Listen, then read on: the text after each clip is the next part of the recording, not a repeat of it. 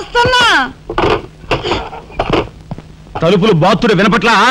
ఏదో లోకంలో ఉండి ఏదో లోకంలో రఫ్ ఆడించేస్తానేమనుకున్నావు? భోజనం చేసావా? ఇంకా పడుకోలేదే? నువ్వు వస్తావని. నేను వస్తానని అర్ధరాత్రి వరకు నా కోసం ఎదురు చూస్తుంటే నీ ఆరోగ్యం ఏమైపోతుంది? పడుకో. ఏమిటా చూపు? పడుకో.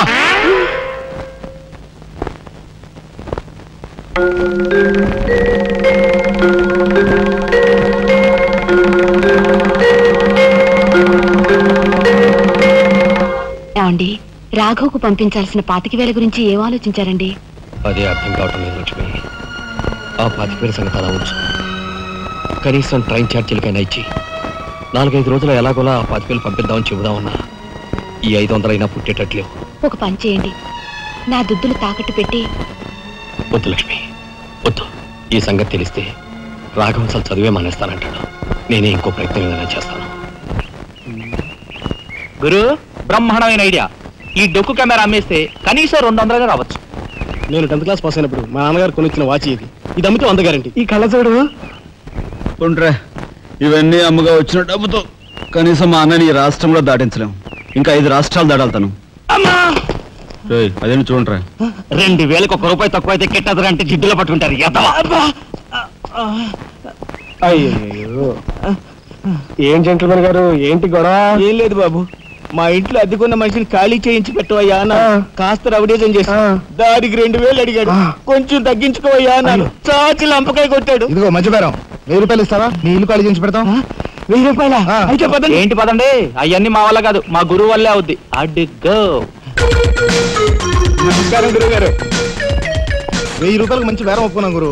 నువ్వు కొంచెం రౌడీజం చేసి ఇల్లు ఖాళీ చేసి పెట్టాలి. రౌడీజం చేసి పెట్టాలా? రఫ్ ఆడిస్తాయేమనుకున్నావా? పాపం ఆయన ఇల్లు ఆయన ఖాళీ చేసి పెట్టడంలో తప్పే ఉంది. న్యాయమే కదా. ఒప్పుకోగురు ప్లీజ్. అంతేనంటావా? సరే బాబు, ఒక మాట, అది సామాన్యురాలు కాదండి. రాలు అంటున్నాడు. కొంపదీసి ఆడదా? అవునండి. ఆడదాని మీద నా ప్రతాపం చూపించడమా? సిగ్గులేదు. బాబు, మీరు ఒక్కసారి వచ్చి చూడండి. అది ఆడది అనుకుంటే మీరు తలొకతోనూ నన్ను తన్నండి. ఇదెక్కడ ఆడదురా అనుకుంటే మీ హెల్ప్ మీరు చేయండి, మీ డబ్బులు మీరు తీసుకోండి.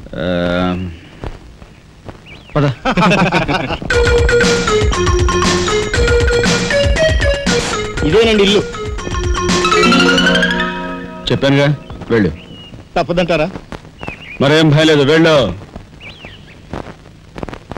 వెంట్రా.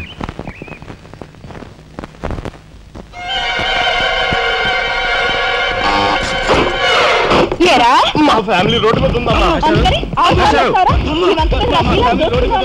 ఈ కన్యాకుమారిలో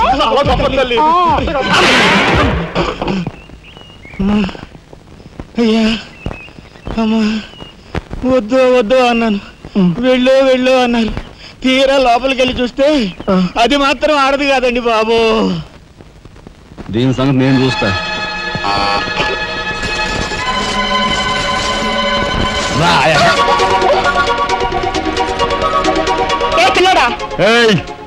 నా చెయ్యి పట్టుకుని బజార్కి లాగేంత మగాడువా నువ్వు?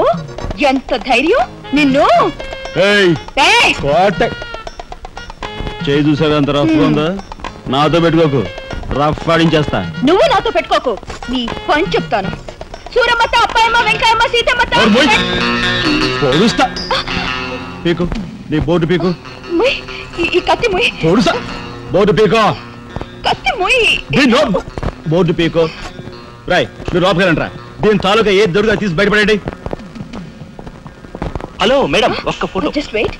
గొంతు పొడుస్తా. పోదకే పీకో.